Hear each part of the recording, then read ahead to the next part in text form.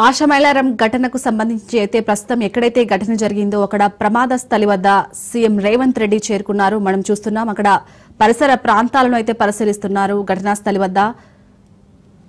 అలాగే సీఎం రేవంత్ వెంట మంత్రి శ్రీధర్ బాబు, అలాగే ఆరోగ్య శాఖ మంత్రి దామోదర రాజనరసింహ, అలాగా వివేక్, పోచారం శ్రీనివాస్ రెడ్డి, గూడెం మహిపాల్ రెడ్డి వీరందరూ కూడా ఉన్నారు. అక్కడ సహాయక చర్యలు ఏ విధంగా కొనసాగుతున్నాయి, అలాగే ఇప్పుడు ఎవరైతే బాధితులు ఉన్నారో హాస్పిటల్లో చికిత్స పొందుతున్నారో వారి పరిస్థితి ఏ విధంగా ఉంది, సహాయక చర్యలు ముమ్మరంగా కొనసాగుతున్నాయా లేదా అని అక్కడైతే అన్ని వివరాలను అయితే అడిగి తెలుసుకుంటున్నారు.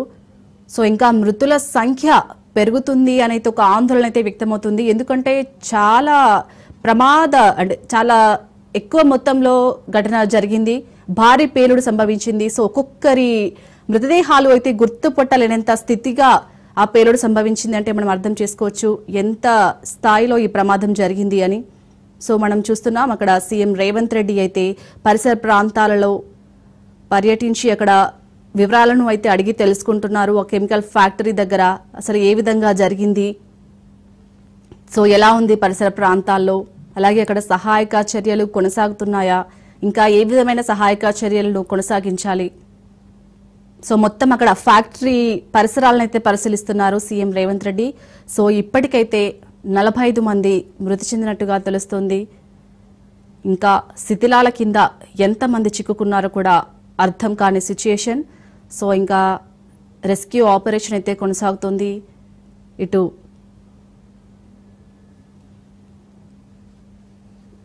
సో సీఎం రేవంత్ రెడ్డి అయితే ఇక్కడ ఘటనా స్థలికి పరిశీలిస్తున్నారు, ఘటనా స్థలం వద్ద. ఆ తర్వాత ఎవరైతే కార్మికులకు గాయాలయ్యాయో వారు ఆసుపత్రిలో చికిత్స పొందుతున్నారో వారిని కూడా పరామర్శిస్తారు అన్నట్టుగా తెలుస్తోంది. బాధితులను పరామర్శించి అలాగే వారి కుటుంబ సభ్యులతో కూడా మాట్లాడే ఛాన్స్ ఉంది. సో ప్రభుత్వం తరపు నుంచి సహాయం కూడా అందే అవకాశం కూడా కనిపిస్తుంది. సో ఏమైనా ప్రకటన వచ్చే ఛాన్స్ కూడా ఉంది. సో మొత్తానికైతే రేవంత్ ఫ్యాక్టరీ పరిసరాలను అయితే పరిశీలిస్తున్నారు.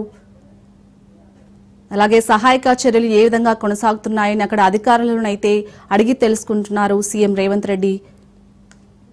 సో ఇప్పటికైతే 39 మంది మృతదేహాలనైతే గుర్తించారు. ఇంకా కొన్ని మృతదేహాలనైతే గుర్తించే పరిస్థితి ఉంది. సో డిఎన్ఏ టెస్టులు అయిపోయిన తర్వాతనే మృతదేహాలను అక్కడ బంధువులకు అప్పగించే ఛాన్స్ అయితే ఉంది. మెయిన్గా ఇక్కడ వారు ఎవరైతే కార్మికులు ఉన్నారో ఈ ఫ్యాక్టరీలో పనిచేస్తున్నారో వారైతే ఒడిశా, ఇటు యూపీ, అలాగే బీహార్ కి చెందిన కార్మికులు ఉన్నట్లుగా అయితే సమాచారం అందుతుంది. సో ఇటు సీఎం రేవంత్ వెంటనైతే మంత్రులు పొంగులేటి అలాగే శ్రీధర్ బాబు కూడా ఉన్నారు. మొత్తానికి అసలు ఆ ప్రమాదం ఏ విధంగా జరిగింది, అలాగే భవిష్యత్తులో కూడా ఇలాంటి ప్రమాదాలు జరగకుండా కూడా జాగ్రత్తలు తీసుకోవాలి. ఎందుకంటే దాదాపు 45 మంది మృతి చెందారు. ఇప్పటికీ ఇంకా ఎంతవరకు మృతి చెందుతారో కూడా అనే సిచ్యుయేషన్ ఉంది. ఎందుకంటే ఇప్పుడు ఎవరైతే హాస్పిటల్లో ఉన్నారో చికిత్స పొందుతున్నారో వారి పరిస్థితి కూడా కొంతమంది సీరియస్ గా ఉన్నట్టుగానైతే తెలుస్తోంది. సో మనం చూస్తున్నాం అక్కడ సీఎం రేవంత్ రెడ్డి ఉన్నారు, అలాగే ఆరోగ్య శాఖ మంత్రి దామోదర రాజనరసింహ, ఇటు మంత్రి శ్రీధర్ బాబు, అలాగే వివేక్, పోచారం శ్రీనివాస్ రెడ్డి కూడా ఉన్నారు. సో చూస్తున్నాం అక్కడ అసలు ఘటన ఏ విధంగా జరిగింది, ఇప్పటివరకు ఎలా ఉంది సిచ్యుయేషన్. అలాగే ఇప్పుడు దీని గురించి కూడా ఇందాక మనం ఘటనా స్థలి వద్దనైతే అక్కడ పరిసరాలను పరిశీలించారు, అక్కడ అధికారులను కూడా తెలుసుకున్నారు. సో సీఎం రేవంత్ రెడ్డి అయితే దీని గురించి మాట్లాడే సిచ్యుయేషన్ కనిపిస్తుంది. మనం అక్కడ చూస్తున్నాం నిన్నటి నుంచి సహాయక చర్యలు అయితే కొనసాగుతున్నాయి.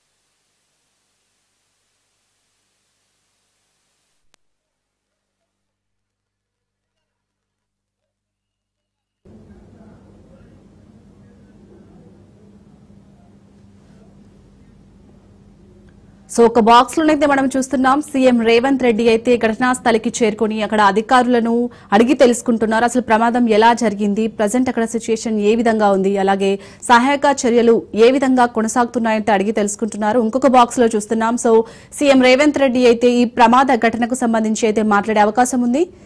ఇటు సీఎం రేవంత్ రెడ్డి వెంట ఆరోగ్య శాఖ మంత్రి దామోదర రాజనరసింహ, అలాగే ఇటు వివేక్, మంత్రి శ్రీధర్ బాబు, గూడెం మహిపాల్ రెడ్డి వీరందరూ కూడా ఉన్నారు. సో అక్కడ వివేక్ ని అడిగి తెలుసుకుంటున్నారు.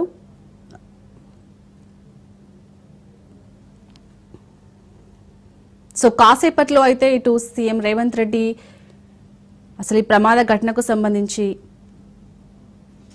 మాట్లాడే అవకాశం ఉన్నట్టుగా తెలుస్తుంది. ఇప్పటికే అక్కడ మనం చూస్తూ ఉన్నాం, అక్కడ అడిగి తెలుసుకుంటున్నారు అసలు ఈ ప్రమాదానికి సంబంధించి మొత్తం డీటెయిల్స్. సో వారి ఆరోగ్య పరిస్థితి ఏ విధంగా ఉంది, ప్రస్తుతం హాస్పిటల్లో ఉన్న ఆరోగ్య పరిస్థితి, అలాగే శిథిలాల కింద ఎవరైతే చిక్కుకున్నారో వారు ఎంతమంది ఉన్నారో, అసలు కార్మికులు ఎంతమంది ఈ కెమికల్ ఫ్యాక్టరీలో పనిచేస్తున్నారు, మొత్తం ఫుల్ డీటెయిల్స్ అయితే తీసుకుంటున్నట్టుగా తెలుస్తుంది. సో ఒక బాక్స్ లో చూడొచ్చు మనం, లెఫ్ట్ సైడ్ బాక్స్ లో సీఎం రేవంత్ రెడ్డి అయితే అక్కడ అధికారులను సహాయక చర్యలు ఏ విధంగా కొనసాగుతున్నాయి నిన్నటి నుంచి, ఇంకా ఎటువంటి సహాయక చర్యలను మెరుగుపరచాలి, అలాగే ఎవరైతే శిథిలాల కింద చిక్కుకున్నారో అసలు వారిని బయటికి తీయడానికి అయితే అక్కడ రెస్క్యూ టీం అయితే ఇంకా సహాయక చర్యలను ముమ్మరం చేస్తుంది. సో అక్కడ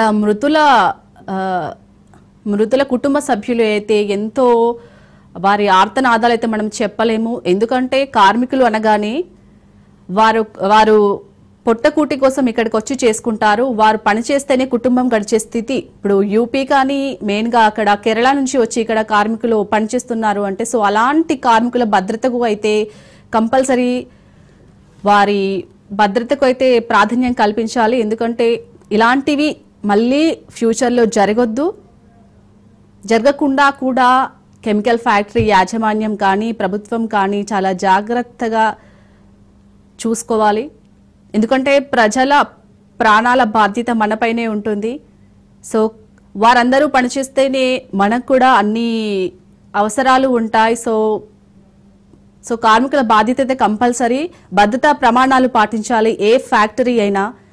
సో అందులో మెయిన్గా ఒక సంస్థ పెడితే అందులో కార్మికుల బాధ్యత కూడా యాజమాన్యతే ఉంటుంది. సో యాజమాన్యం కూడా ఇంకొకసారి ఇలాంటిది నిర్లక్ష్యంగానైతే ఉండొద్దు.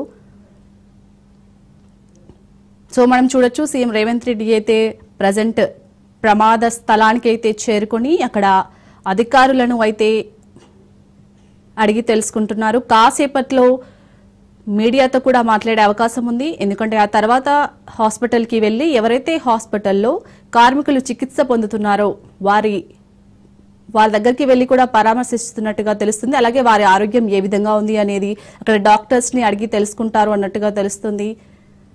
సో ప్రజెంట్ అయితే ఇంకా అక్కడ ప్రమాద స్థలం వద్దనే ఉన్నారు సీఎం రేవంత్ రెడ్డి. అక్కడ అధికారులను అయితే పూర్తి డీటెయిల్స్ తెలుసుకుంటున్నారు.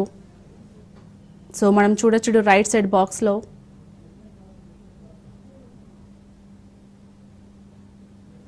దాదాపు ఇప్పటి వరకైతే 45 మంది మృతి చెందినట్టుగా తెలుస్తుంది.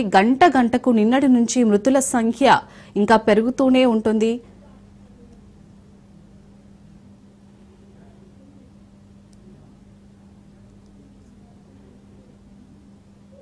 సో 3 అంతస్తుల భవనం ఒక్కసారిగా కుప్పకూలేసరికి అక్కడ అందులో పనిచేస్తున్న కార్మికులు అయితే చాలా మంది గాయాల పాలయ్యారు. దాదాపు 45 మంది అయితే మృతి చెందారు. ఇంకొందరు శిథిలాల కిందనైతే చిక్కుకున్నారు.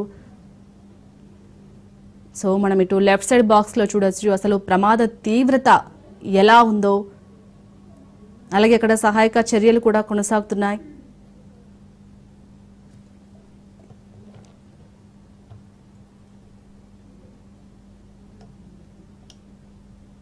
సో మెయిన్గా ఈ పేలుడు సంభవించిన సమయంలోనైతే 700 నుంచి 800 డిగ్రీల ఉష్ణోగ్రత ఉన్నట్టు అయితే అధికారులు అంచనా వేశారు. సో ఇంత డిగ్రీల ఉష్ణోగ్రత అంటే 700 నుంచి 800 డిగ్రీల ఉష్ణోగ్రత అంటే ఎంత పెద్ద మొత్తంలో ఉందో అర్థం చేసుకోవచ్చు. సో ఇంత పెద్ద మొత్తంలో ఉండడం వల్ల, అంటే ఇంత పెద్ద ఉష్ణోగ్రతలు ఉండడం వల్లనే ఈ పేలుడు అనేది అత్యధికంగా సంభవించి అక్కడ కార్మికులను గుర్తుపట్టలేనంత స్థితిలో పేలుడు సంభవించింది.